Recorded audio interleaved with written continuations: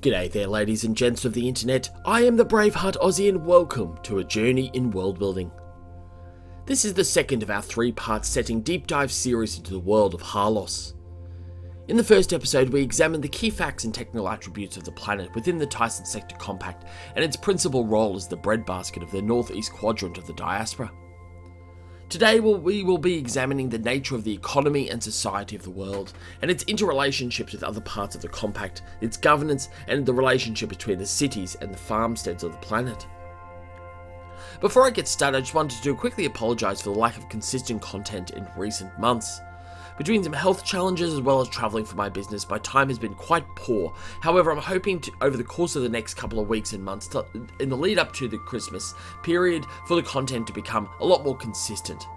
I'm also hoping to get back onto World Anvil, as I haven't had a chance to update any of the content there since we first completed the Lost Serion content, and I'm also hoping to continue to generate lore cards and flags and other digital content, including faction content, during this time.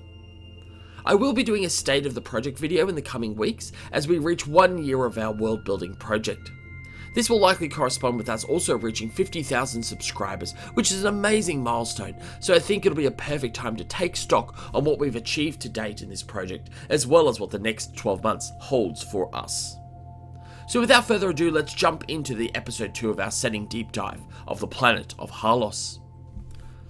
As the breadbasket of the compact and one of the largest single natural food production centres in the entire diaspora, the economy and society of the world of Harlos is centred around the production of coarse grain crops, namely wheat and barley.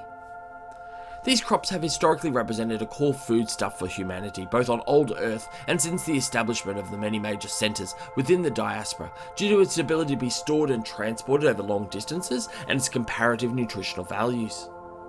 Coarse grain crops grown on Harlos have been subject to significant genetic engineering, both to improve their local productivity as well as to maximise their yield.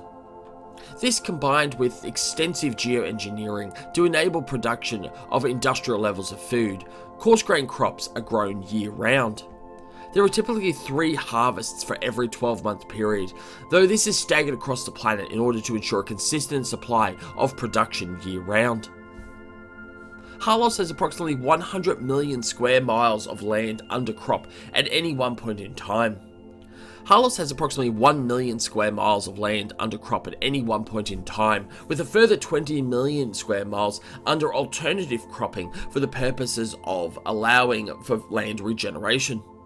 Approximately 25 million square miles are associated with the polar regions, while approximately 60 million square miles is covered by 3 small interconnected oceans that aid in local planet-side water cycle management. Less than 1% of the planet is covered by urban areas, with a collection of 22 major cities across the planet accommodating the majority of the world's 6 million people. The combination of large land area under cultivation, optimal climate management, the maintenance of 3 annual harvests and significant improvements in coarse grain productivity per hectare means that the planet has the capacity to produce up to 4 billion metric tons of coarse grains each year.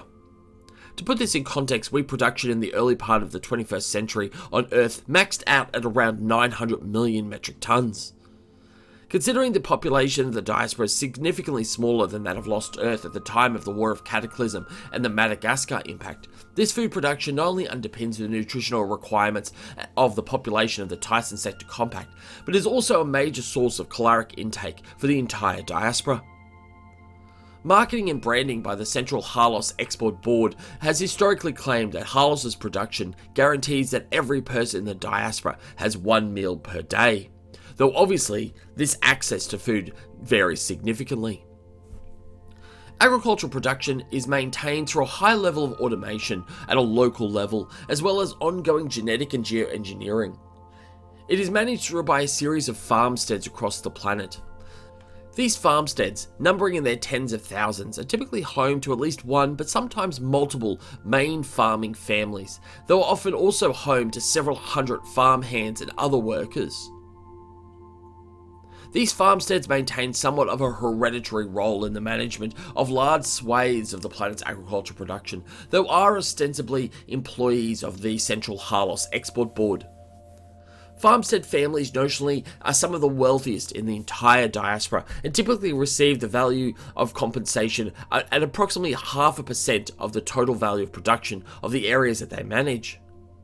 Despite this, the farmstead families and households typically maintain quite an agrarian and somewhat relaxed lifestyle, focusing on working the land and associated outdoor recreational activities. While this appeals to many, some choose to leave the family farmstead when they reach maturity and move to the larger cities on the planet. While Harlos functions principally as an export-driven agricultural economy, it maintains a very sophisticated local professional services sector anchored out of the major cities of the planet. Cities on the planet maintain a German heritage, and many take the names of German cities back to old Earth prior to the War of Cataclysm. The planet's main capital is Fruchtbar, which means fruitful in German, and is home to approximately a quarter of the planet's population at 1.5 million people. Harlos urban centres are highly cosmopolitan, owing to the extremely compact urban forms, apartment living, as well as high-rise commercial buildings, which are the predominant form of accommodation on the planet. Most cities also maintain extensive underground levels, supporting utilities as well as high-speed rapid transit systems.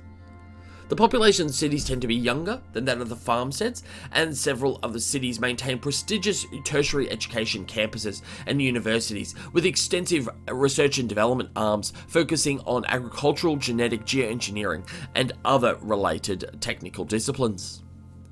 The generational and economic contrast between the farmsteads and the cities means that there has always been an underlying tension between the two population groups, though this tends to be at a social level and hasn't risen to creating any sort of social unrest.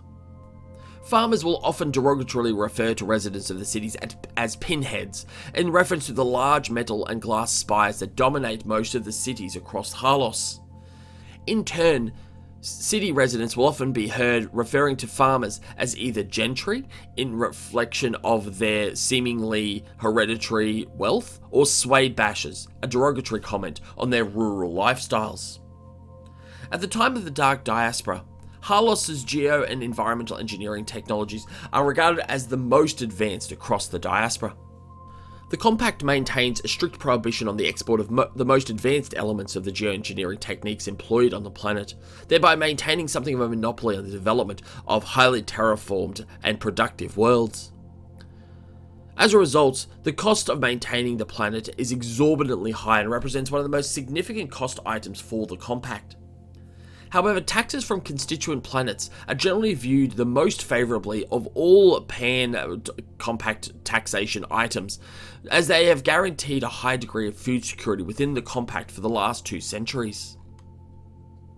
Harlos is officially a representative democracy with local and city councils as well as farmstead cooperatives, all playing a role in local democratic governance. There are also significant elements of direct democracy within the planet, which has helped to maintain a high degree of trust in governance institutions, as well as extremely low levels of crime and social inequity and unrest. In reality, however, Harlos functions as a meritocratic and technocratic administration. The central role of agricultural production within the planet's economy means a significant administrative authority is vested with the Central Harlos Export Board.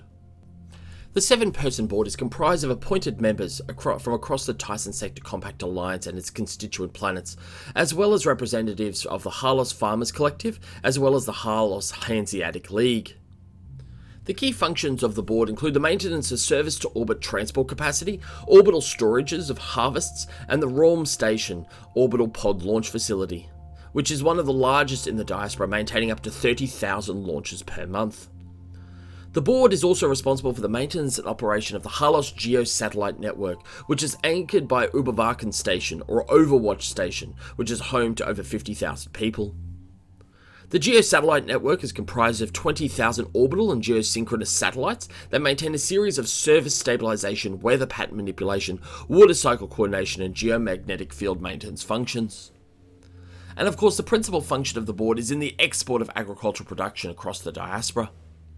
Principal export is to Tyson Sector Compact planets, though significant production has also been historically exported to major independent worlds, as well as to the Galador hegemony in one of the major forms of pan-diaspora trade.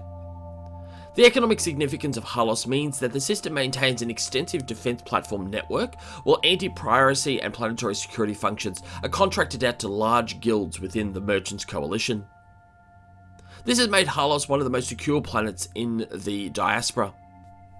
However, there is a general lack of incentive to attack the planet, as even those powers that are not the direct recipients of the Harlos' agricultural largesse fear that if they were to attack the planet, the disruption in the food supply across the diaspora would result in a run in food prices everywhere and cause significant underlying inflation and potentially food insecurity and unrest. And that is where we're going to leave today's episode. We have plenty to talk about whenever we discuss the society and economy of the planet, but hopefully this is giving you a good idea about how the planet, society and economy of Harlos runs.